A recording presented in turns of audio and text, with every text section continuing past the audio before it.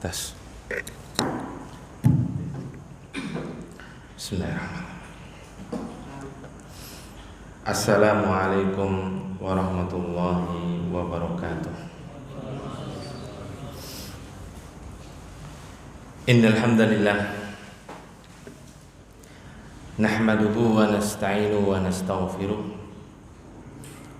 wa na'udzu billahi min shururi anfusina wa min sayyiati a'malina. May yahdihillahu fala mudilla lahu wa may yudlil fala hadiya lahu. Asyhadu an la ilaha illallah wahdahu la syarika lahu wa asyhadu anna Muhammadan abduhu wa rasuluhu la nabiyya ba'dah. Allahumma shalli wa sallim ala abdika wa rasulika nabiyyina Muhammadin wa ala alihi wa sahbihi wa man tabi'um bi ihsanin ila yaumiddin. Qala Allah ta'ala fil kitabil karim, ya ayyuhalladzina amanu taqullaha haqqa tuqatih wa la tamutunna illa wa antum muslimun. Wa qala ta'ala, ya ayyuhalladzina amanu taqullaha wa qulu qawlan sadida yuslih lakum a'malakum wa yaghfir lakum dhunubakum wa may yuti'illaha wa rasulahu faqad faza fawzan adima. Amma ba'd, fa inna asdaqal hadithi kitabullah wa khairal hadi hadi Muhammadin sallallahu alaihi wasallam wa syarrul umuri muhdatsatuha wa kullu muhdatsatin bid'ah wa kullu bid'atin dhalalah wa kullu dhalalatin finnar. Bapak-bapak dan saudara-saudaraku yang semoga dimuliakan oleh Allah Subhanahu wa taala, kita bersyukur kepada Allah Azza wa Jalla yang telah memberikan taufik, inayah, rahmat serta kenikmatan yang sangat banyak kepada kita semuanya, sehingga pada kesempatan malam ini kita masih diberikan keistiqomahan dalam menjalankan kewajiban kita sebagai seorang hamba, dan juga diberikan kesehatan serta kemudahan untuk mempelajari agama Allah Subhanahu wa taala. Oleh karena itu hendaklah kita meningkatkan ketakwaan kita kepadanya serta meningkatkan amal ketaatan, sehingga Allah Subhanahu wa taala menjadikan kita sebagai orang-orang yang mendapatkan kebahagiaan yang hakiki baik di dunia maupun di akhirat kelak. Ayyuhal ikhwah, azani Allah wa iyyakum. Pada kesempatan ini kita lanjutkan kajian kita, pembahasan kitab Syarhu Riyadhis Shalihin min kalami Sayyidil Mursalin, yaitu penjelasan dari kitab Al-Imam Nawawi rahimahullah taala, yaitu Riyadhus Shalihin, yang disyarah atau yang dijelaskan oleh Syekh Muhammad Al-Utsaimin rahimahullah taala, yang mana kita memasuki bab yang kelima yang dibawakan oleh Al-Imam Nawawi rahimahullah taala, yaitu babul muraqabah, bab tentang mawas diri atau bab merasa senantiasa diawasi oleh Allah Subhanahu wa taala. Dan hendaknya seorang mukmin memiliki rasa muraqabah terhadap Allah Subhanahu wa taala, sehingga kita senantiasa takut kepada Allah Subhanahu wa taala dan bersemangat untuk menjalankan ketaatan dan amal soleh yang lainnya. Kemudian qala al-mu'allif rahimahullah taala babul muraqabati, qala Allah taala, sebagaimana kebiasaan Al-Imam Nawawi rahimahullah taala setelah menyebutkan bab, beliau membawakan dalil dari Al-Qur'an. Kalau ada baru kemudian dalil dari hadis-hadis Nabi Sallallahu Alaihi Wasallam, yaitu beliau membawakan firman Allah Subhanahu Wa Taala dalam surat Asy-Syu'ara ayat 218 sampai 219. Allah Taala berfirman, alladzi yaraka hina taqumu wa taqallubaka fis sajidin. Beliau membawakan potongan ayat yang ditulis di sini, potongan ayat, yaitu sebelumnya itu apa? Wa tawakkal 'alal azizir rahim alladzi yaraka hina taqum.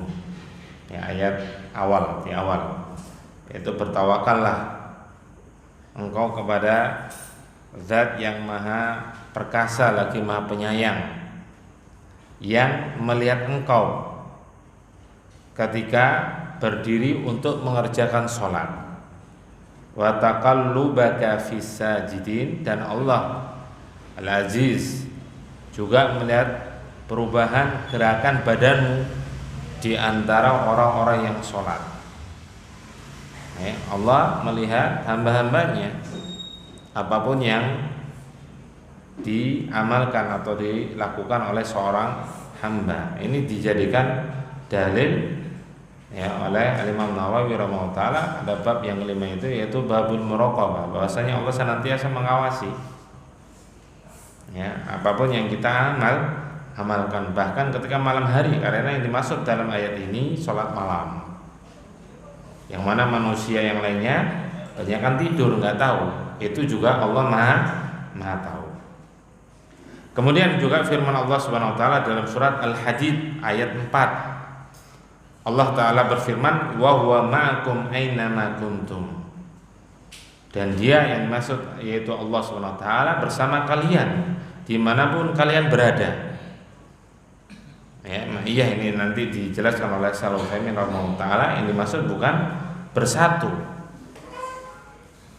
atau apa istilahnya Jawa, manunggal kawula Gusti, yang awalnya nggak paham, manunggaling kawula Gusti, bersatunya Allah dengan makhluknya, waliyadzubillah. Ini pemahaman yang sesat, merusak akidah, kekufuran. Yang dimaksud bukan bersatunya Allah dengan makhluk, waliyadzubillah. Nanti dijelaskan oleh Shalih Utsaimin rahimahullah. Kemudian ayat yang ketiga yang dibawakan oleh beliau yaitu dalam surat Ali Imran.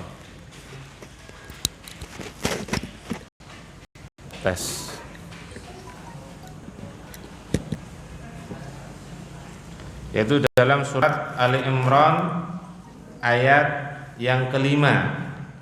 Allah Ta'ala berfirman, innallaha la yakhfa 'alaihi syai'un fil ardi wala fis sama. Sesungguhnya Allah, maksudnya sesungguhnya bagi Allah tidak ada yang tersembunyi sedikit pun, baik apa yang ada di bumi maupun di langit. Semuanya pasti diketahui oleh Allah Subhanahu wa taala, enggak ada yang tersembunyi. Ini juga dibawakan dalam bab muraqabah. Agar kita selalu mawas diri, kita harus merasa diawasi oleh Allah SWT, karena semuanya pasti diketahui oleh Allah SWT apapun yang kita amalkan, baik ucapan lisan, amal perbuatan anggota badan, maupun apa yang terbesit di dalam hati seorang hamba.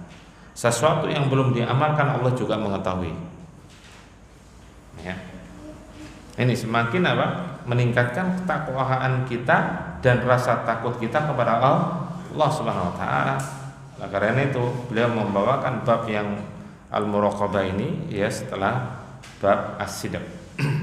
Yang menunjukkan pentingnya tentang masalah harus memiliki rasa al-muraqabah.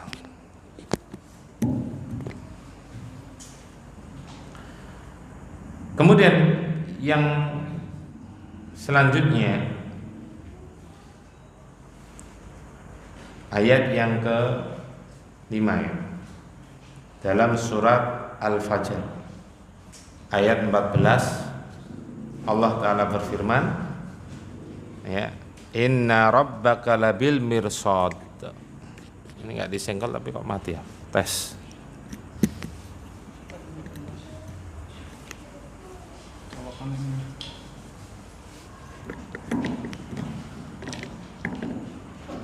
Tes. Inna rabbaka labil mirsad. Sesungguhnya Allah itu benar-benar mengawasi. Ini bahkan didahului oleh inna. Tes.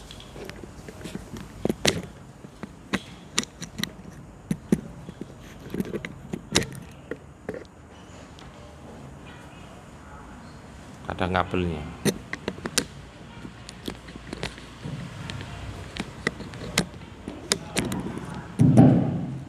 Baik. Inna rabbaka labil mirsad. Inna litaukid, penguat. Ya. Kemudian khobarnya, khobar inna juga ada lamu taukid, sehingga sesungguhnya Rabbmu benar-benar mengawasi. Allah Maha mengawasi seluruh makhluknya, baik yang ada di langit maupun yang ada di muka bumi ini. Semuanya, nggak ada yang terlewatkan sedikit pun, pasti Allah mengetahuinya. Sekecil apapun itu, sedetail apapun itu. Ya. Nah, ini harus kita pahami dan kita renungkan sehingga kita merasa takut kepada Allah SWT, terutama ketika kita bersendirian. Kemudian juga firman Allah SWT dalam surat Ghafir ayat 19. Allah Ta'ala berfirman, ya'lamu khasyiatal a'yuni wa ma tukhfis sudur. Ya Allah ya mengetahui pandangan mata yang khianat, ya, gerak-gerik, ya, panca indera kita Allah juga mengetahuinya. Ya, jangankan gerak-gerik, apa yang ada di dalam hati juga Allah mengetahuinya. Ya, wa ma tukhfis sudur, dan apa yang tersembunyi di dalam dada. Sudur aslinya dada, tapi bisa diartikan hati. Jadi apa yang disembunyikan oleh hati Allah juga mengetahuinya. Apa yang hanya terbesit tidak diucapkan juga Allah mengetahuinya. Ya. Sehingga kalau kita mengetahui bahwasanya Allah Maha mengawasi semua makhluknya, kita senantiasa mawas diri. Ya, senantiasa menjaga diri. Ya, terutama ketika bersendirian. Ya, sehingga kita benar-benar takut kepada Allah Subhanahu wa taala. Ya.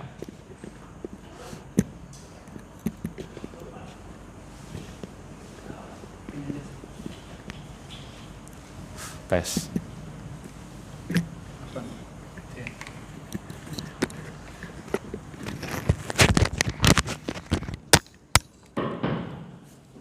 Tes satu.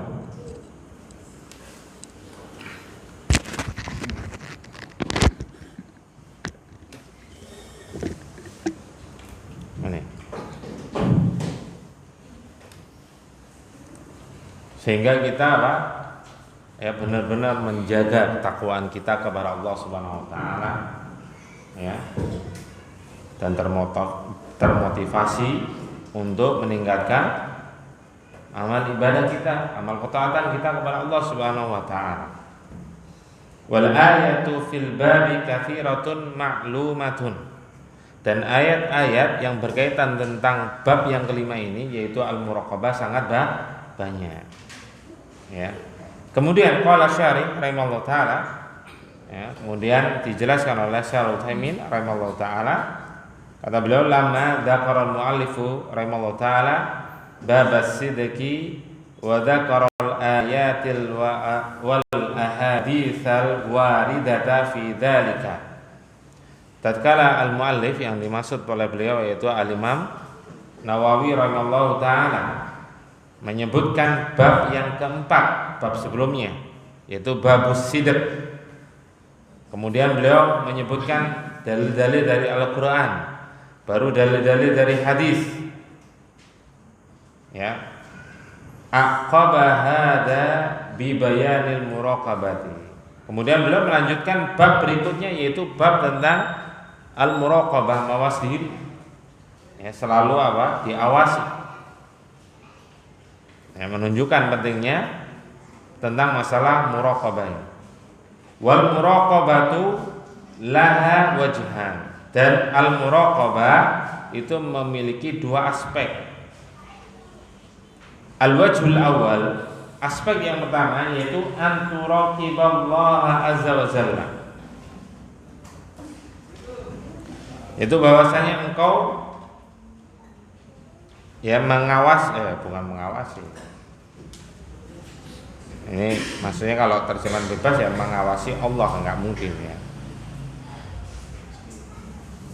Bahwasanya engkau apa? Bisa seolah-olah apa? Melihat Allah ya, sama dengan ihsan nanti penjelasannya. Ya, sebagaimana apa sebutkan dalam hadis yang kedua dalam kitab Arba'in Nawawi oleh Imam Nawawi rahimahullah taala yang dikenal dengan hadis Jibril, yang mana malaikat Jibril bertanya tentang ya apa tentang Islam, iman dan ihsan. Ya, ihsan ini tingkatan yang tertinggi. Anta budallaha ka'annaka tarahu. Yang engkau beribadah kepada Allah seolah-olah engkau melihat Allah Subhanahu wa taala. Fa illam takun tarau fa innahu yarak. Jika engkau tidak bisa melihat Allah, ya, maka sesungguhnya Allah yang melihat dirimu. Ini tingkatan ihsan, dan tingkatan ihsan ini ada dua tingkatan lagi, yaitu musyahadah, tingkatan tertinggi. Yang kedua adalah apa? Muraqabah. Ya. Nah, musyahadah ini apa? Seolah-olah melihat Allah Subhanahu wa taala. Yang dimaksud bukan melihat dzatiyahnya Allah. Ya, ada yang menafsirkan melihat Allah dengan ilmu yang mendalam. Ada yang menjelaskan yang dimaksud melihat Allah seolah-olah melihat Allah yaitu melihat pada asma wa sifat Allah Subhanahu wa taala. Sehingga tatkala beribadah, tatkala menjumpai nama-nama dan sifat-sifat Allah itu dikaitkan. Ya. Allah Maha mengetahui, Allah Maha mengawasi bahwa kita diawasi oleh Allah Subhanahu wa taala. Kemudian diamalkan. Ya. Nah, ini dimaksud ka'annaka tarahu. Ya, seolah-olah engkau melihat Allah Subhanahu wa taala. Ini aspek yang pertama. Ini sama dengan tingkatan ihsan. Seolah-olah engkau melihat Allah Subhanahu wa taala. Kemudian al-wajhu tsani, aspek yang kedua, annallaha ta'ala raqibun 'alaika. Bahwasanya Allah mengawasi dirimu. Ya, Allah mengawasi dirimu. Jadi kita merasa bahwasanya Allah lah ya yang senantiasa mengawasi diri kita.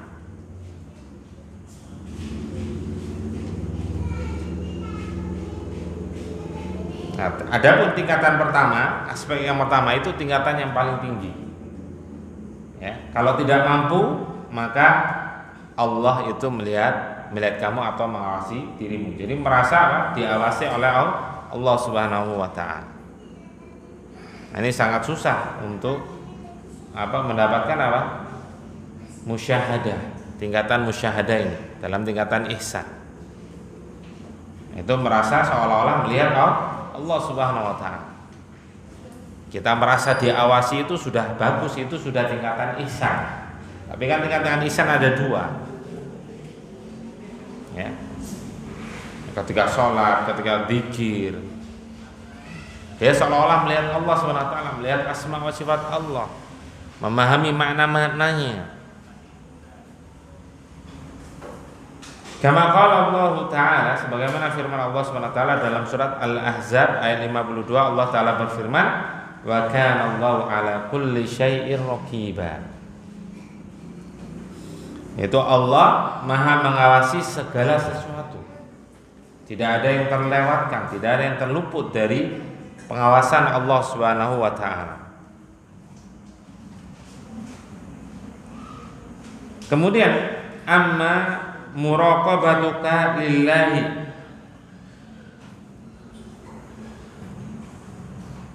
an ta'lama anna Allah ta'ala ya'lamu kulla ma taqumu bihi min aqwalin wa af'alin wa i'tiqadin. Adapun muraqabatun, ya, aspek yang pertama ini, ya, muraqabatuka lillah, engkau mengawasi Allah, ya, Ini engkau mengetahui bahwasanya Allah mengetahui segala apa yang diamalkan oleh seorang hamba, baik berupa ucapan, perbuatan maupun i'tiqad, keyakinan. Itu Allah mengetahui semuanya. Ya, tidak ada yang terlewatkan. Kama qala Allah Ta'ala, sebagaimana firman Allah Subhanahu wa taala yang dibawakan oleh Al-Imam Nawawi. Ya. Dalil yang pertama yaitu dalam surat Asy-Syu'ara ayat 218 sampai 219. Allah Ta'ala berfirman, "Wa tawakkal 'alal azizir rahimil ladina yaraka." Ya, wa tawakkal 'alal azizir rahimil ladzi yaraka hina taqumu. Ya, dan bertawakallah kepada Zat yang Maha Perkasa lagi Maha Penyayang yang melihat engkau. Ya, melihat kita semuanya. Tatkala engkau berdiri untuk mengerjakan sholat, Allah mengawasi. Wa taqallubaka fis sajidin, dan Allah juga mengetahui, Allah juga melihat gerakan, ya, perubahan gerakan badanmu di antara orang-orang yang sujud. Yaraka hina taqum, dia melihat, yaitu yang dimaksud adalah Allah SWT melihat engkau. Ya, wahai Muhammad, ini khitabnya pada Nabi Muhammad SAW. Tatkala engkau berdiri, ai fil laili hina yaqumul insanu fi makanin khalin la yattali'u alaihi ahadun, yaitu pada malam hari bangun untuk mengerjakan sholat malam di tempat yang sepi bersendirian, yang tidak ada seorang pun mengetahuinya. Ya, fallahu subhanahu yarahu, dan Allah, ya, melihat orang tersebut, orang yang mengerjakan sholat malam itu Allah mengetahuinya. Ya, meskipun apa, manusia yang lainnya tidak mengetahui. Jangan khawatir terhadap amalan kebaikan kita, pasti Allah mengetahuinya. Bahkan niat yang kita amalkan Allah juga mengetahuinya. Sehingga fokus pada apa? Niat yang ikhlas. Bukan fokus bagaimana amalan kita diketahui orang lain. Ya, dan pernah saya sampaikan, hendaknya kita memiliki suatu amalan yang tidak diketahui oleh seorang pun, bahkan keluarga kita sendiri. Ya. Sehingga kita berharap kepada Allah, kita mendapatkan, ya, amalan kita diterima oleh Allah SWT dan mendapatkan pahala yang berlipat ganda, yang bisa kita andalkan di hadapan Allah SWT sebagai penolong, ya, kelak di yaumul kiamat, agar kita dimasukkan ke dalam surganya Allah SWT dan jauhkan dari api neraka. Nah, ini memiliki amalan yang tidak diketahui oleh siapapun kecuali Allah Subhanahu wa taala. Hatta walau kana fi a'dami dzulmatin wa ahlaka dzulmatin wa ahlaka dzulmatan fa innallaha yarahu. Ya. Meskipun apa? Dia berada di kegelapan untuk mengerjakan sholat malam misalkan, ya, di tempat gelap-gelapnya, ya, Allah pasti mengetahuinya, Allah pasti melihatnya. Jangan khawatir. Makanya fokus pada keikhlasan, ikhlas di dalam, ya, beribadah hanya untuk Allah Subhanahu wa taala. Ya, bukan bagaimana agar kita diketahui oleh orang lain terhadap apa yang kita amalkan. Kemudian, ya, wa taqallubaka fis sajidin, ai wa anta tataqallabu fil ladina yasjuduna lillahi fi hadhihi sa'ati, yaitu perubahan gerakan, ya, ketika sujud, ya, mereka sujud kepada Allah Subhanahu wa taala ketika mengerjakan salat, yakni taqallubaka fihim, Allah mengetahui perubahan gerakan badanmu di antara orang-orang sujud. Ya, mungkin malam hari itu, ya, di Indonesia misalkan banyak yang melakukan sholat malam, banyak yang sujud kepada Allah Subhanahu wa taala di kegelapan malam misalkan. Ya, Allah mengetahui masing-masing. Ya, Allah mengetahui masing-masing orang mengerjakan sholat. Ay ma'ahum, ya, bersama mereka. Fa innallaha subhanahu yaral insana hatta qiyamihi wa hina sujudihi. Ya, Allah mengetahui apa yang dilakukan oleh manusia tatkala mereka sholat maupun sujud. Ya, Allah pasti mengetahui. Wa dzakaral qiyama was sujud. Dalam ayat yang mulia ini Allah Subhanahu wa taala menyebutkan kata al-qiyam, berdiri. Maksudnya berdiri untuk mengerjakan sholat. Kemudian juga disebutkan sujud, dibedakan di sini. Ya, hina taqumu, nah ini berdiri. Wa taqallubaka fis sajidin, sujud. Ada dua lafaz yang disebutkan. Sebetulnya kalau disebutkan hanya sholat saja atau berdiri untuk mengerjakan sholat itu sudah cukup. Tapi Allah juga menyebutkan qiyam dan sujud. Li'annal qiyam fi sholati asrafu minas sujudi bidzikrihi. Karena berdiri untuk mengerjakan sholat atau berdirinya tatkala sholat itu lebih utama daripada sujud. Ya. Di sisi lain, wasujudu afdalu minal qiyami bihayatihi. Sujud lebih utama daripada berdiri. Sama-sama dalam sholat. Terus dari sisi mana berdiri kok lebih utama? Padahal sujud jelas itu amalan ibadah yang paling besar. Karena ketika itu seorang hamba merendahkan diri, khudu', tunduk di hadapan Allah Subhanahu wa taala. Itu amalan ibadah yang besar. Tapi kenapa Syaikh Al-Utsaimin mengatakan apa? Berdiri ketika sholat itu lebih utama daripada sujud. Kenapa? Bidzikri, dari sisi zikirnya. Adapun sujud lebih utama daripada berdiri ketika sholat dari sisi apa? Gerakannya, posisinya. Karena posisi sujud itu benar-benar merendahkan diri di hadapan Sang Pencipta yang Maha Tinggi. Ya, itu menunjukkan kita sebagai seorang hamba adalah orang yang rendah, orang yang hina, orang yang fakir, butuh kepada Allah Subhanahu wa taala. Ya, dari sisi posisi gerakan. Amma kaunul qiyami afdalu minas sujud bidzikrihi. Adapun berdiri itu lebih utama daripada sujud dari sisi apa? Zikirnya, bacaannya. Ya.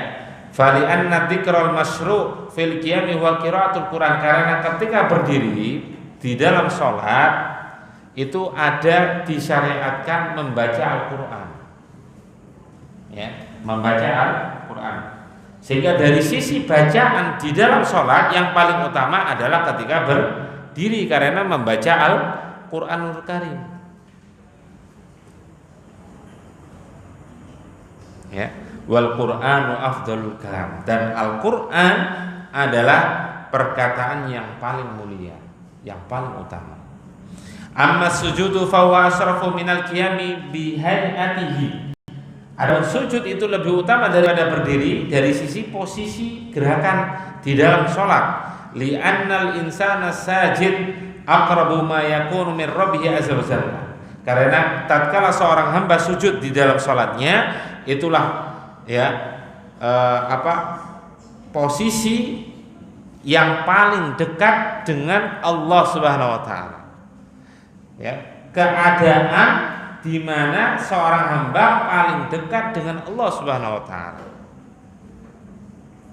Kama thabata dzalika an Nabi sallallahu alaihi wasallam haitsu qala, sebagaimana disebutkan ya sabda Nabi sallallahu alaihi wasallam yang diriwayatkan oleh Imam Muslim dari kitab salat. Beliau bersabda, aqrabu ma yakunul abdu min rabbi fa huwa sajid. Ya, keadaan yang paling dekat antara seorang hamba dengan Rabb-nya yaitu ketika sujud. Itu paling dekat. Walihada umirta an nukthira minad du'a fi sujud. Oleh karena itu kita dianjurkan, diperintahkan oleh Nabi Shallallahu Alaihi Wasallam untuk memperbanyak doa ketika sujud, karena termasuk apa? Posisi yang paling dekat, waktu yang paling dekat antara seorang hamba dengan Rabb-nya. Ya, hubungannya paling dekat. Oleh karena itu ketika sujud itu termasuk waktu yang mustajabah di dalam berdoa. Nah, perbanyak untuk berdoa kepada Allah Subhanahu wa taala. Ya. Ini. Nah, ini sayangnya ya, kita kalau sholat 5 waktu kan jarang. Ya. Karena apa? Cepat kan biasanya. Begitu pula yang bacaannya panjang pun sekarang juga sujudnya cepat juga. Ya, kita baca doa itu enggak nutut, ya paling doa 1-2 itu bisa. Kalau doa banyak enggak nutut itu. Nah, ini. Makanya Al-Albani rahimahullah taala itu menjelaskan ya, antara berdiri, rukuk, sujud itu enggak jauh beda lah. Maksudnya kalau berdirinya lama, rukuknya agak lama, sujudnya juga agak lama. Ya. Nah itu, sehingga ya meskipun ada perbedaan, jelas berdiri lebih lama. Cuma sujudnya itu jangan berdirinya lama, sujudnya sebentar. Ya.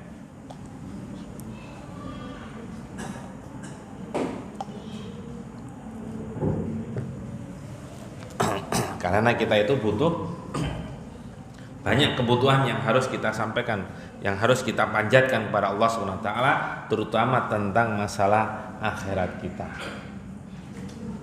Ya. Masalah dunia apakah nggak boleh? Boleh, silakan. Tapi jangan dunia yang paling banyak, akhirat dilalaikan. Ya. Nah, ini. Perbanyak doa kepada Allah Subhanahu wa taala. Ya, makanya tatkala kita berdoa kok nggak dikabul-kabulkan, ya sabar, introspeksi diri. Bisa jadi penghalangnya adalah apa? Perbuatan dosa yang kita lakukan. Sebagaimana disebutkan juga dalam hadis Arba'in Nawawi, hadis yang ke-10, ya, yang diriwayatkan oleh Imam Bukhari dan Imam Muslim. Nabi Shallallahu Alaihi Wasallam menyebutkan contoh seorang yang melakukan safar yang jauh. Kenapa dikatakan safar jauh? Karena di situ disebutkan apa? Rambutnya kusut, pakaiannya lusuh, menunjukkan perjalanan jauh. Padahal orang musafir itu doanya mustajab. Dia sudah melakukan hal-hal yang sebab yang menyebabkan doanya dikabulkan oleh Allah SWT. Safar jauh. Kemudian ketika berdoa mengangkat tangan, ini juga merupakan sebab dikabulkan doa. Dia sudah melakukan 2 sebab. Kemudian dia sebelum berdoa menyebutkan ya Rabbi ya Rabbi. Di antara sebab dikabulkannya doa oleh Allah Subhanahu wa taala menyebutkan asma wa sifat Allah Subhanahu wa taala. Oleh karena itu doa-doa yang dipanjatkan oleh para nabi dan orang-orang soleh banyak yang didahului oleh Rabb. Doa kedua orang tua aja, Rabbi firli wali walidayya warhamhuma kama rabbayani shaghira, Rabbi ja'al hadza balada amina waznubni wa banina an na'budal asnam, Rabbi ja'alni muqimas sholati wa min dzurriyyati rabbana wa taqabbal du'a. Di dalam Rabb itu para ulama menjelaskan di antara sebab dikabulkan doa menyebutkan asma wa sifat Allah, di antaranya Rabb, rububiyahnya Allah Subhanahu wa taala. Jadi kalau memang mau singkat ya langsung aja doa. Tapi jangan ngegas terus. Ya mbok ya sekali-kali ada waktu yang lapang, ya betul-betul doa khusyuk, sebutkan asma wa sifat Allah. Ya berwudu. Ya itu diantara itu disebutkan oleh Imam Nuqayyim dalam kitab Ad-Da'wa Dawa. Bahkan muqaddimahnya itu bisa panjang. Mohon ampun kepada Allah, istighfar, mengakui dosanya. Ya, mengakui dosa, jangan ya Allah, saya udah sholat di masjid, kok saya ditimpa musibah, salah saya apa? Banyak salahnya. Seharusnya mengakui apa? Dosa. Rabbana zalamna anfusana. Wahai Rabb kami telah menzalimi diri sendiri. Itu apa? Pengakuan dosa.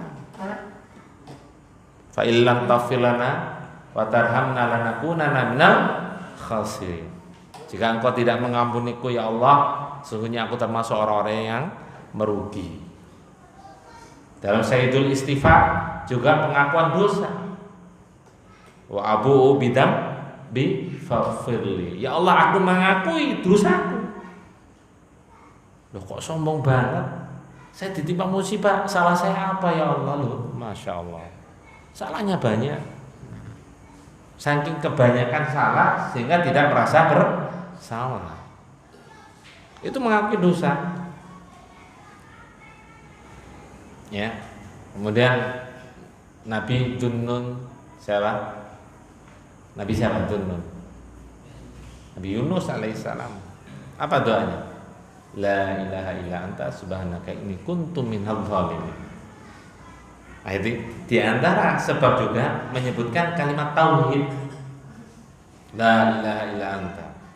Tiada ilah yang berhak diibadahi kecuali Engkau ya Allah subhanaka inni maha suci Engkau ya Allah inni kuntu minadh dhalimin. Sesungguhnya aku termasuk orang-orang yang zalim, mengaku kesalahan.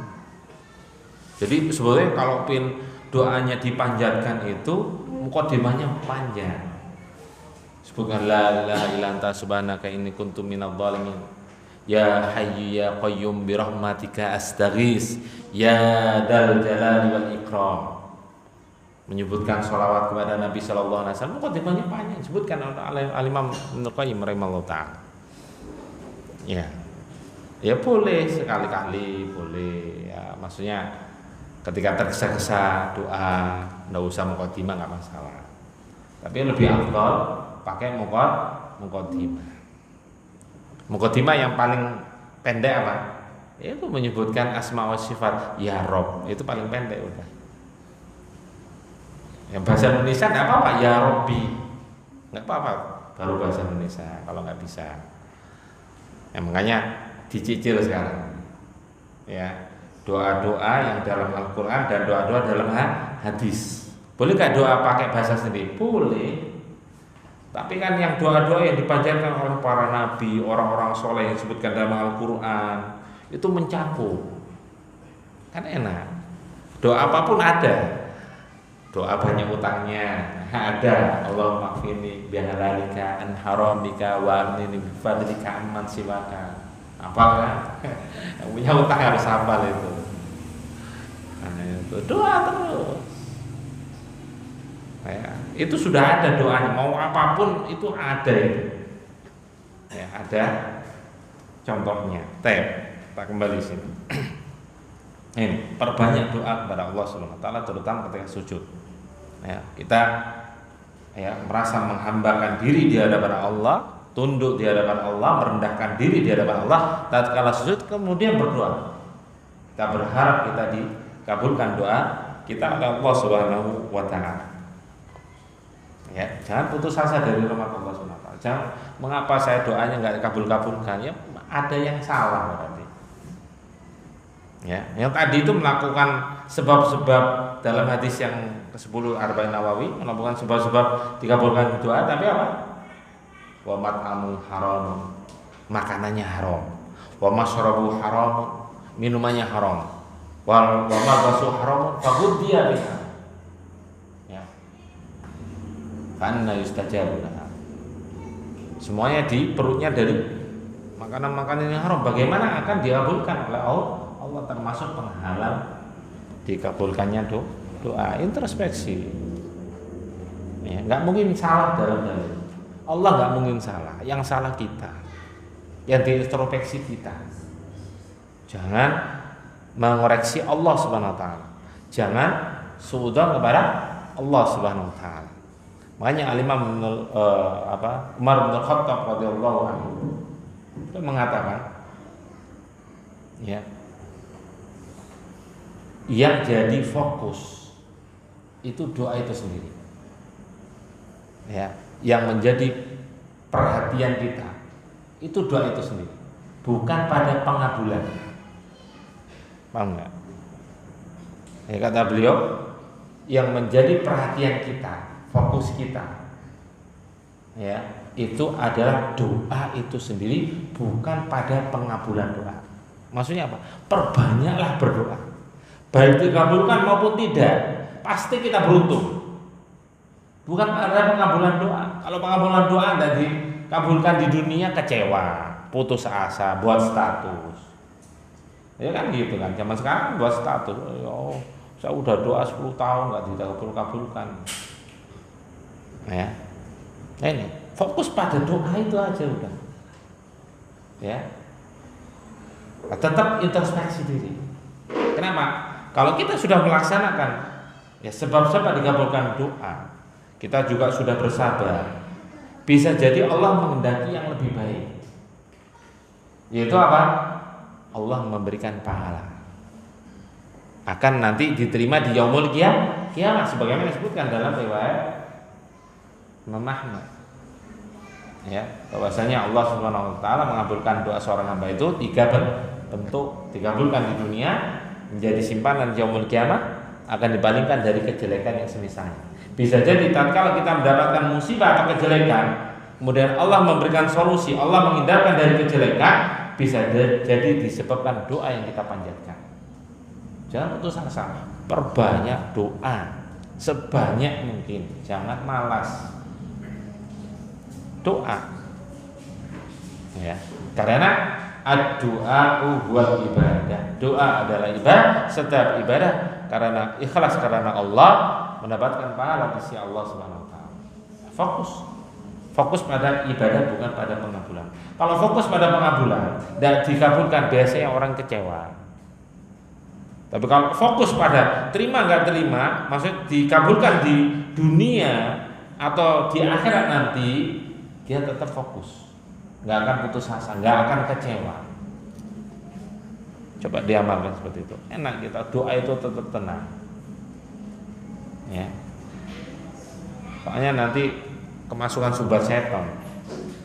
Kalau fokus pada pengabulan, saya sudah melakukan apa yang disebutkan oleh para ulama, saya sudah melakukan apa yang disampaikan oleh ustaz, tapi kok tetap nggak dikabulkan ya. Nah ini udah kecewa. Ujung-ujungnya apa? Suudzon kepada Allah Subhanahu wa taala, waliyadzubillah. Kadzalika min muraqabatika lillahi an ta'lama anna Allah yasma'uka bi ayyi qaulin qulta. Demikian juga ya, merasa diawasi oleh Allah Subhanahu wa taala, engkau mengetahui bahwasanya Allah itu Maha mendengar ya segala apa yang engkau ucapkan. Kama qala Allah taala, sebagaimana firman Allah Subhanahu wa taala dalam surat Az-Zukhruf ayat 80, Allah taala berfirman, am yahsabuna annana nasma'u sirrahum wa najwahum bala wa rusuluna ladaihim yaktubun. Apakah mereka menyangka bahwasanya kami tidak mendengar apa yang mereka sembunyikan, apa yang mereka rahasiakan, dan tidak mendengar bisikan-bisikan mereka? Bala, sebenarnya kami mendengar. Pasti Allah mendengar. Dan utusan-utusan kami yang dimaksud adalah para malaikat pencatat amalan seorang hamba. Ya, para malaikat di sisi mereka yang selalu mencatat. Ya, pasti ada yang mencatat apa? Malaikat pencatat amalan seorang hamba. Apapun yang kita kerjakan, baik itu ucapan, amal perbuatan, anggota badan maupun hati. Ya, tidak ada yang terlewatkan. Ya, mari kita ingat, ya, kita mengetahui, kita renungkan bahwasanya apapun yang kita lakukan pasti akan dicatat, sehingga kita lebih berhati-hati di dalam beramal, di dalam berucap. Ya, tidak banyak ngomong sehingga menjerumuskan ke dalam kebinasaan. Ya, karena Nabi Shallallahu Alaihi Wasallam pernah ditanya tentang an aktsari mayudkhilun nasan nar. Beliau pernah ditanya tentang amalan yang banyak menyebabkan manusia masuk ke dalam api neraka. Faqala, maka Nabi Shallallahu Alaihi Wasallam bersabda, al-fam wal faraj. Mulut dan kemaluan. Itu yang paling banyak.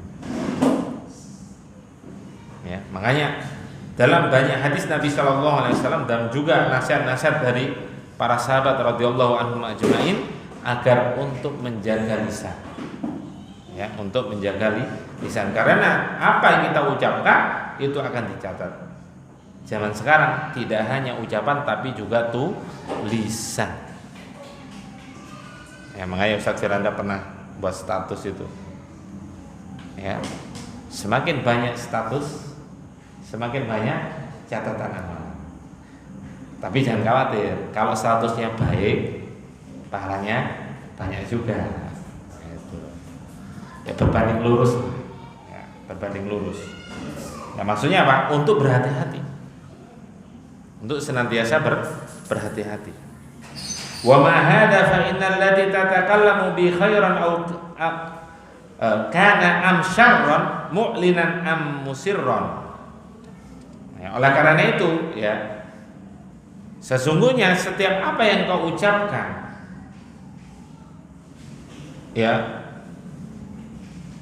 baik itu suatu kebaikan, ucapan yang baik maksudnya, ataupun syarran, ucapan yang jelek, mu'linan maupun yang ditampakkan ataupun yang disembunyikan, fa innahu yuktabu laka au alaika, maka semua yang diucapkan itu pasti akan dicatat bagimu. Kalau ucapan baik maka akan mendapatkan pahala, kalau ucapan jelek akan mendapatkan dosa, waliyadzubillah. Kama qala Allah tabaraka wa taala, sebagaimana firman Allah Subhanahu wa taala dalam surat Qaf ayat 18.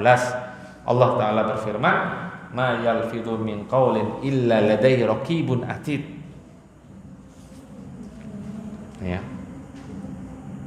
Ini maksudnya bukan nama malaikat raqib atid, tapi ini sifat malaikat yang mencatat amalan seorang hamba. Tidak ada suatu ucapan pun yang diucapkan oleh seorang melainkan di sisinya ada malaikat pengawas yang selalu hadir. Raqib pengawas, atid hadir. Dimanapun kita, mau di WC tetap, maupun di tempat yang tersembunyi, tetap selalu ada malaikat yang selalu mengawasi kita dan yang selalu hadir di hadapan kita. Ini ma yalfidhu min qaulin. Ini ada lafadz nakirah pada kalimat penafian, menunjukkan umum, semua ucapan. Kalau sekarang semua tulisan itu sama. Tulisan terutama yang di media sosial itu akan dicatat. Makanya tulisan status di media sosial seperti Facebook atau IG yang jelek, yang memudaratkan, yang menimbulkan kemudaratan, hendaknya dihapus. Karena itu akan tercatat dan bertobat kepada Allah Subhanahu wa taala. Kalau itu berupa ghibah atau menjelek-jelekan orang, maka hendaknya minta maaf. Kalau bisa. Fa'lam hadza, maka ketahuilah ini, wa iyyaka an takhruja min lisanika qaulan tuhasabu alaihi yaumal qiyamati. Sehingga tidak ada suatu perkataan pun yang keluar dari lisanmu melainkan semuanya akan dihisab di yaumul qiyamah. Akan dihisab oleh Allah Subhanahu wa taala. Semua akan dimintai pertanggungjawaban. Ij'al da'iman lisanaka yaqulul haqqa au yasmut. maka senantiasa jadikan lisanmu ini untuk berkata yang benar, untuk berkata yang baik, atau kalau nggak mampu diam. Sebagaimana sabda Nabi Shallallahu Alaihi Wasallam yang diriwayatkan oleh Imam Bukhari dan Imam Muslim, ya, beliau bersabda, "Man kana yu'minu billahi wal yawmil akhir, falyaqul khairan aw liyasmut." Ini jadikan kaidah. Hadis ini dihafalkan, diingat-ingat. Sebelum kita berucap, sebelum kita menuliskan suatu status, maka ingat sabda Nabi Sallallahu Alaihi Wasallam, barang siapa yang beriman pada Allah dan hari akhir, falyaqul khairan, maka hendaknya dia berkata yang baik, berkata kebenaran. Kalau nggak bisa, maka diam, itu lebih selamat. Jangan dikit-dikit dikomentari. Ya, kan ada yang suka komentar. Status orang komentar, di mana-mana komentar, status sendiri komentar, semuanya dikomentari. Apalagi kalau komentarnya gerusa-gerusu, tanpa didasari oleh ilmu atau hanya emosi sesaat. Itu kita yang rugi dunia akhirat. Kita yang rugi, kita yang jatuh. Kita menang pun tidak dapat apa-apa. Ya. Nah ini kaidahnya, diam atau berkata yang baik, atau kalau nggak bisa diam, itu yang lebih selamat. Jangan sedikit-sedikit komentari. Coba kita belajar untuk tidak banyak berbicara, belajar untuk tidak banyak berkomentar, kecuali yang menimbulkan kemaslahatan, kebaikan, mendatangkan kebaikan. Ya, nah, kurangi status yang kurang, tidak ada manfaatnya, tidak ada faedahnya. Sehingga terbiasa, karena setiap apa yang kita tuliskan, setiap apa yang kita keluar dari mulut kita, lisan kita, akan dimintai pertanggungjawaban di hadapan Allah Subhanahu wa taala. Waliyadzubillah. Waraqibillah fi sirrika wa fi qalbika. Maka takutlah kepada Allah Subhanahu wa taala.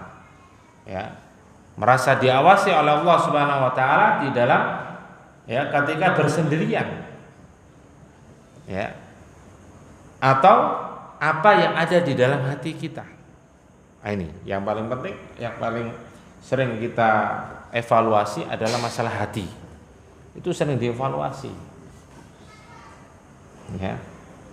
Nah, ini kita berdoa kepada Allah dengan memohon pertolongan, isti'anah kepada Allah SWT agar kita diberi hati yang baik. Tidak melakukan penyakit-penyakit hati. Nah, ini selalu dievaluasi, selalu diintrospeksi diri. Ya, begitu banyak orang melakukan amal kebaikan secara zahir, ya, ternyata meninggal dalam keadaan su'ul khotimah. Bisa jadi disebabkan hatinya kotor. Ya, hati yang kotor. Ya, itu semuanya. Terutama dalam hubungan, ya. Kalau hablum minallah itu masalah keikhlasan di dalam beramal. Kalau hablum minannas, hubungan dengan manusia yang lain, itu dijaga hati dari apa? Dari hasad, ya, dari iri hati, itu dijaga. Dan prinsip tatkala berhubungan dengan manusia yang lainnya adalah man kana yu'minu la yu'minu ahadukum hatta yuhibba li akhihi ma yuhibbu li nafsihi. Tidak sempurna keimanan seorang hamba hingga ia mencintai saudaranya sebagaimana ia mencintai dirinya sendiri. Ya, kita tanamkan kecintaan kita kepada kaum muslimin, kepada orang lain, siapapun itu, dari afiliasi manapun, tetap ditanamkan kecintaan sesuai kadar keimanan mereka. Sesuai kadar keimanan. Itu ditanamkan kecintaan pada siapapun selama dia masih muslim. Namanya mencintai bagaimana? Sebagaimana mencintai diri sendiri. Dia mau nggak seperti itu? Kita mau nggak seperti itu? Kalau nggak mau, jangan diterapkan pada orang lain. Nah, ini prinsip yang harus hubungan hablum minan nas, hubungan dengan manusia yang lainnya, dengan sesama kaum muslimin, orang-orang mukmin, ditanamkan. Seandainya nggak suka, contoh Nabi SAW, wajar kita ada perselisihan, wajar kita nggak suka pada salah seorang. Tapi contoh Nabi SAW bagaimana bermuamalah dengan orang lain, Ketika beliau tidak suka, apa yang beliau katakan? Pernah datang seorang, itu Nabi SAW berkata pada Aisyah, yang datang ini adalah sejelek-jelek orang terhadap keluarganya, jelek ini orang, akhlaknya jelek. Tapi yang dilakukan tatkala bertemu apa? Ramah beliau, ramah, berbuat baik, bermanis muka. Makanya heran Aisyah radhiyallahu anha, katanya kok itu jelek, kenapa kok? Maksudnya perlakuannya kok sama dengan yang lain, sahabat yang lainnya. Itu yang dicontoh. Saat ini kita nggak suka pada orang lain, ketika mereka membutuhkan kita layani dengan baik. Bermuka manis, termasuk akhlak yang mulia. Makanya Nabi Shallallahu Alaihi Wasallam bersabda, Innama bu'ithtu liutammima makarimal akhlak. Nah, ini pakai innama itu lil hasab, pembatasan. Ya, sesungguhnya aku diutus oleh Allah Subhanahu wa taala hanya untuk menyempurnakan akhlak. Hanya pembatasan. Innama maknanya lil hasab. Bukan berarti dakwah Nabi itu hanya masalah akhlak, enggak. Ya. Terbukti beliau dakwah yang paling utama adalah masalah tauhid. Tapi menunjukkan tentang besarnya perkara masalah akhlak. Bisa dipahami. Jadi kalau nggak suka ya sudah nggak suka, dalam hati saja. Atau mungkin ke keluarganya. Nabi SAW mengucapkan pada Aisyah radhiyallahu anha. Tapi ketika di hadapan orang itu berbuat baik tetap. Apa yang dia ketika ditanya Nabi jawab, ya jawab dengan baik. Kalau kita kadang kalau nggak suka, nggak tahu, atau diam, ya nggak. Nah, contoh akhlak Nabi. Kita berusaha. Mari perbaiki diri, perbaiki hati kita. Tanamkan. La yu'minu ahadukum hatta yuhibba li akhihi ma yuhibbu li nafsi. Ya. Jadi bedakan, jangan disamaratakan. Bagaimana kita nggak suka pada orang lain, ya, tapi penyikapannya bagaimana? Contoh Nabi Shallallahu Alaihi Wasallam. Ya. Makanya tatkala orang menzalimi kita, berusaha untuk memaafkan. Kalau nggak maafkan gimana? Dongkol terus enggak ya? Ya, memaafkan. Sehingga nggak dongkol, itu ditanamkan. Ini hablum minan nas. Ya, hablum minallah itu harus merasa diawasi. Ya, senantiasa husnudzon kepada Allah Subhanahu wa taala. Al-Imam Ibnu Qayyim rahimahullah taala menjelaskan bahwasanya husnudzon kepada Allah itu sejalan dengan amal kebaikan. Ya, berbuat baik. Gak mungkin orang yang suudzon kepada Allah bisa beramal baik, gak mungkin. Nah, catat. Ya, husnudzon kepada Allah selaras dengan berbuat baik. Tatkala dia bisa mampu berhusnudzon kepada Allah, pasti dia memperbanyak amal kebaikan. Kata beliau, nggak mungkin orang yang suudzon kepada Allah bisa berbuat baik. Loh, ada itu yang berbuat baik. Nah, bisa jadi dia tidak ikhlas di dalam beramal karena suudzon kepada Allah. Makanya jangan sekali-kali suudzon. Ya. Harus tanamkan husnudzon kepada Allah Subhanahu wa taala, dan kita berharap kita meninggal dunia dalam keadaan husnudzon, senantiasa husnudzon kepada Allah Subhanahu wa taala. Itu masalah hati juga. Makanya senantiasa evaluasi, introspeksi diri, perbaiki masalah hati. Itu penting. Ya, dan kita juga mengetahui tentang riwayat-riwayat orang yang berbuat kejelekan bahkan dosa besar meninggal dunia dalam keadaan husnul khotimah. Nggak tahu pernah tak sampaikan nggak? Jadi ada seorang yang bermimpi dari Maroko, ya. Bermimpinya berulang 3 kali. Bahwasanya dia termasuk penduduk surga. Suruh sampaikan. Mimpi bertemu Nabi SAW, suruh sampaikan, namanya disebutkan, nama marganya disebutkan. Udah pernah saya sampaikan nggak kisahnya? Sudah ya? Iya, itu masya Allah itu ternyata itu tinggal di Mekah, dia tinggal di Marok. Kata tetangganya dia yang paling buruk, akhlaknya jelek, nggak pernah ke masjid, jangan masjid dalam nggak pernah. Disampaikan itu nangis dia, wah nggak mungkin saya, kok saya divonis masuk surga? Ini nggak mungkin salah karena mimpinya 3 kali berulang-ulang disebutkan namanya sama, marganya sama, tinggal di Mekah persis. Ya, yang ngantar ini kan sama kenal tolabul ilmi kan. Yang ngantar saja itu wah nggak mungkin salah, mungkin kamu itu udah terkenal jelek orangnya. Ternyata punya amalan yang tidak diketahui oleh siapapun. Bahkan istrinya nggak tahu.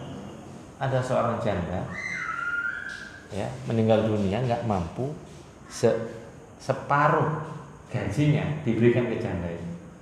Antum mampu ngasihkan 50%, gaji 4 juta kasih 2 juta mampu nggak? Boro-boro mampu. 4 juta kurang lembur jadi 10 juta 10 juta kasih 5 juta tetap kurang Ustaz. Ya 10% dari gaji itu sudah alhamdulillah, bisa sedekah 10 atau 5% dari gaji kita sudah alhamdulillah mending ya. Masya Allah itu ya artinya baik, husnudzon kepada Allah SWT intinya itu ya. Makanya kita jangan sekali-kali memvonis orang yang berbuat dosa besar pasti masuk neraka, jangan, nggak boleh itu. Hanya dibawa ke masjidil diajak untuk umroh, nggak mau sebetulnya itu, nggak mungkin saya nggak pernah ke Masjidil Haram katanya. Sudah kamu mandi ya bertobat kepada Allah Subhanahu wa taala, ayo kita ke Masjidil Haram. Ya, dia masuk Masjidil Haram nangis dia. Orang Mekah itu nangis. Kalau kita bukan orang Mekah nggak pernah lihat Masjidil Haram wajar kalau nangis. Nah ini orang Mekah nangis Masjidil Haram, sholat ketika sujud nggak balik meninggal dunia, husnul khotimah. Ya, makanya sering doa apa Allahumma rzuqni taubatan nasuhatan qabla maut. Allahumma inni as'aluka husnal khatimah. Itu doa panjatkan ketika sujud terutama untuk agar diwafatkan dalam keadaan husnul khatimah. Ini semuanya yang kita pelajari ini untuk apa? Mendapatkan kebaikan. Kita amalkan. Kita merasa muraqabah, merasa takut kepada Allah Subhanahu wa taala, takut ya terhadap sisaan Allah Subhanahu wa taala, merasa diawasi. Sehingga tatkala mau berbuat maksiat Allah Maha tahu. Ini pasti dicatat. Ya, kita takut karena Allah Subhanahu wa taala. Dan itu amal yang besar. Ya, makanya ada 3 orang yang terkurung di dalam gua. Kemudian melakukan tawasul dengan amal kebaikan. Ya, kalau antum dalam masalah kesulitan ya, dalam keadaan betul-betul mepet ya, nah itu antum mempunyai amalan yang bisa diandalkan, amalan yang istimewa, yang menurut antum istimewa bisa diandalkan, bisa dijadikan tawasul agar doanya dikabulkan. Di antaranya apa? Dia menyukai sepupunya, ya dia butuh pinjam uang. Nah, dia sebelum butuh dia ngomong, saya cinta kamu, saya mencintai kamu. Mau nggak perawan kamu itu kasih saya? Intinya ini bahasa kita ya. Tetap nggak mau, takut. Nah, ketika dia butuh, miskin dalam keadaan bangkrut, butuh pinjam uang. Saya mau kasih uang, tapi kamu harus menyerahkan kehormatanmu. Ya. Tapi jangan ditiru. Wah, saya nyoba nanti jangan ditiru itu. Banyak yang terjatuh soalnya. Ya, masalah media sosial, kena fitnah wanita. Meskipun sudah punya istri, meskipun punya suami sama podo ae. Itu banyak masuk ya yang konsultasi, yang informasi ya tentang orang yang selingkuh ataupun ya terfitnah dengan lawan jenis. Jangan ditiru seperti itu. Ya, jangan coba-coba, jangan sekali-kali dicoba. Nah, itu ketika sudah mau dizinai itu mengingatkan, seandainya kamu meninggal dunia, apa kamu nggak takut sama Allah SWT?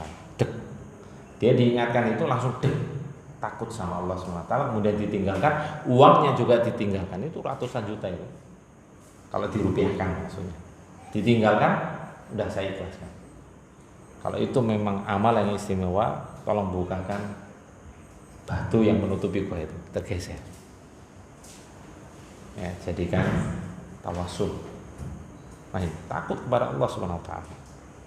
Kalau kita tidak merasa takut kepada Allah, itu menandakan kita sudah terbiasa bermaksiat. Tapi biasanya orang yang ya maksudnya nggak sering bermaksiat, seperti para salafus saleh terdahulu, itu mengetahui bahwasanya kita itu berdosa. Contoh misalkan kita diberikan musibah, ini disebabkan dosa kita. Atau mungkin bukan dikasih musibah, mungkin bagi kita seolah-olah itu bukan musibah, kita terhindarkan dari kebaikan. Misalkan sholat malam, kita biasa sholat malam terhindarkan, atau tidak sholat jamaah subuh, itu terhindar. Ini gara-gara maksiat ini. Allah akan menghindarkan kebaikan atau amal ketaatan disebabkan oleh maksiat. Tapi kalau orang merasa tenang berbuat maksiat, ya tidak ada masalah ketika dia terhindarkan dari kebaikan, tenang-tenang saja, itu menunjukkan hatinya sudah kotor. Kalla bal rana ala qulubihim ma kanu yaksibun. Ya, ketika Nabi SAW menyebutkan bahwasanya tatkala seorang hamba berbuat maksiat, maka Allah akan membubuhkan nokta hitam di hatinya. Kalau dia bertobat akan dihapus. Kalau dia bermaksiat dibubuhkan. Kalau maksiat lagi dibubuhkan sampai hitam. Kemudian menyebutkan firman Allah dalam surat Al-Mutaffifin, kalla bal rana ala qulubihim ma kanu yaksibun. Sekali-kali tidak demikian. Bahkan nokta hitam itu disebabkan ya maksiat yang mereka lakukan, waliyadzubillah. Ya, itu menutupi hati kita sehingga kita merasa enjoy untuk berbuat maksiat. Itu waspada. Tatkala kita sudah merasa enjoy berbuat maksiat, kita diberikan kebaikan yang melimpah, kenikmatan yang banyak, itu khawatir bentuk istidraj dari Allah Subhanahu wa taala. Jangan merasa bangga tatkala banyak berbuat maksiat kemudian diberikan kenikmatan-kenikmatan yang banyak. Dimudahkan segala urusannya. Ya, waliyadzubillah. Wallahu a'lam bishawab. Mungkin ini yang dapat kami sampaikan. Ya, mudah-mudahan bermanfaat. Insyaallah kita akan lanjutkan pada pertemuan yang akan datang. Ya, mudah-mudahan Allah Subhanahu wa taala senantiasa memberikan keistiqomahan kepada kita semuanya di dalam beriman dan juga menjalankan ketaatan kita kepada Allah Subhanahu wa taala, dan mudah-mudahan Allah Subhanahu wa taala memberikan kepada kita semuanya ilmu yang bermanfaat, yaitu ilmu yang kita ilmui, dan mudah-mudahan Allah memberikan kemudahan dalam mengamalkan ilmu yang telah kita pelajari. Amin ya mujibas sailin. Wa sallallahu ala nabiyina Muhammad wa ala alihi wa sahbihi wasallam tasliman katsira wa akhiru da'wana alhamdulillahi rabbil alamin. Subhanakallahumma wa bihamdika asyhadu an la ilaha illa anta astaghfiruka wa atubu ilaik.